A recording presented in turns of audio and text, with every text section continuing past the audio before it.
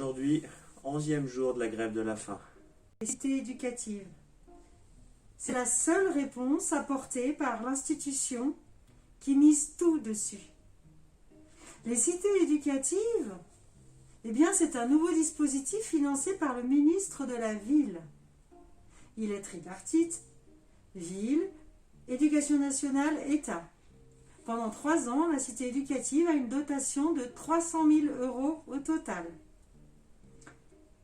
Pour nous, ça concerne 10 221 jeunes de 0 à 25 ans, soit pour eux une dépense totale de 29 €. Bah dis donc, ça fait pas beaucoup. En tant qu'enseignants, nous nous interrogeons sur le bien fondé de cette solution. Dans le département du Rhône, jusqu'ici, toutes les cités éducatives sont adossées au REP+. Cela, pour nous, valide le fait que nous soyons labellisés REP+. Je vais donc vous parler de la cité éducative. C'est le ministère de la Ville qui a donné un budget conséquent pour ces projets territoriaux. L'idée, c'est en fait d'injecter 300 000 € pendant 3 ans sur un territoire afin de créer du lien associatif, du lien partenarial entre différents éléments d'un territoire. Donc il y a la mairie, il y a l'éducation nationale, donc les écoles, il y a aussi les entreprises, il y a aussi le pôle culturel avec les musées, les théâtres, etc. Et l'objectif et l'idée de ces cités éducatives, c'est vraiment de relancer, de redynamiser des liens afin de développer des choses pour accompagner les jeunes de 0 à 25 ans. Donc évidemment que c'est quelque chose de très positif pour la jeunesse, mais nous en tant qu'enseignants, c'est pas ça qui va révolutionner nos pratiques et notre métier. Parce que cet argent, il va pas venir directement dans notre école. Il va être utilisé pour nous créer des relations à l'extérieur, par exemple avec des acteurs de terrain, ou pourquoi pas créer de la médiation dans les transports en commun. Aussi nous permet de développer le centre médico-psychiatrique pour créer peut-être de l'emploi. Mais en tout cas, ça n'aura pas des conséquences directement dans nos classes, avec nos élèves, dans nos effectifs. Donc c'est pour ça que c'est quelque chose de très positif, mais ça ne fait pas le travail du REP+. Les cités éducatives vont nous permettre, certes, d'élaborer des projets intéressants, mais qui ne permettront pas d'améliorer notre mission d'enseigner au quotidien.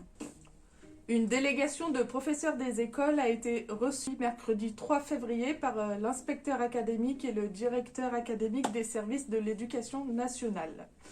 Comme réponse à notre demande de REP+, il est revenu sur la priorité du département du Rhône, la justice sociale. Cette justice sociale est selon lui apportée par la cité éducative. C'est, toujours selon lui, une énorme valeur ajoutée née d'une expérience sur le terrain. La cité éducative est toujours selon lui la solution pour la réussite de nos élèves, mais patience, ça demande du temps, car on travaille avec de l'humain et ça ne peut pas bouger immédiatement. Le label REP+, selon lui, ne résoudra pas les problèmes de climat scolaire. L'inspecteur académique affirme qu'il faut trouver un équilibre des territoires, penser à l'équité, au manque de moyens de la ruralité. Lors de sa venue au collège il y a 10 jours, il a trouvé les élèves souriants, malgré le masque, et qui se poussaient pour le laisser passer dans les escaliers.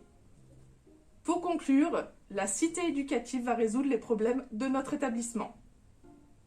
Comme vous l'avez compris, cette cité éducative, c'est un peu ce que fait toujours l'éducation nationale. Ils répondent à côté.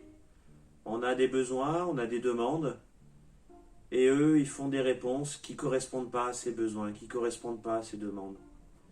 Notre besoin, c'est de pouvoir travailler avec nos élèves, concrètement, dans nos classes, à chaque heure de cours, de pouvoir les accompagner au mieux. Et la réponse qui nous est faite, c'est une réponse très globale, qui n'a aucun rapport avec nos conditions de travail à l'intérieur des établissements scolaires.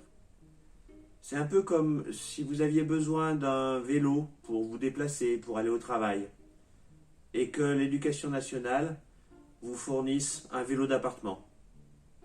Le vélo d'appartement, c'est pas mal, la cité éducative, c'est pas mal, mais c'est pas ce dont vous avez besoin. Ce n'est pas ce dont nous avons besoin. On a besoin du REP+. Merci de nous suivre, mais attention, prenez le bon vélo.